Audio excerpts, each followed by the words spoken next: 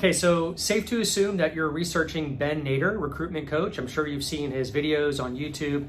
He does a spectacular job of marketing, video branding, and I often watch many of his videos. And I gotta tell you, I don't know Ben personally, but do I think he's legit? Yeah, I absolutely do. And I think what he's doing for a lot of people is very positive. The differences between Ben Nader and Recruitemy and myself is probably our level of clientele from what I can glean and what I'm seeing. Now, don't get me wrong, Ben is getting results and appears that way for members that come on board.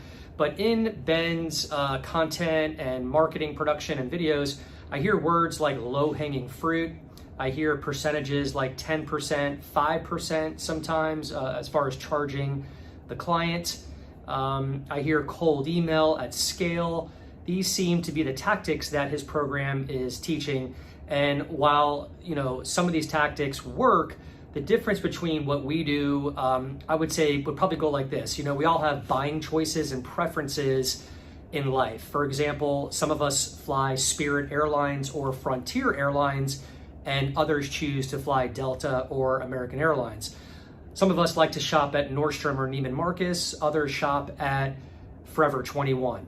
That is the best way I can describe it. So the clients that work within Recruitemy, a lot of our demographic are current staffing agency owners who have been doing contingency recruiting for over a year, maybe 3 to 5 years plus, and are looking to get a better lifestyle, looking to maintain a very high level of net worth, possibly by doing retained search, by getting a payment up front so that they can do other things in their day besides sitting at their desk, making cold calls, and worrying about candidates backing out and clients backing out.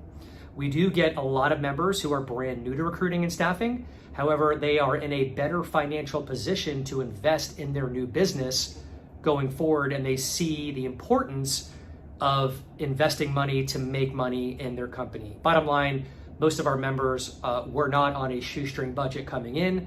They understood the importance of investing in a business and spending money to make money.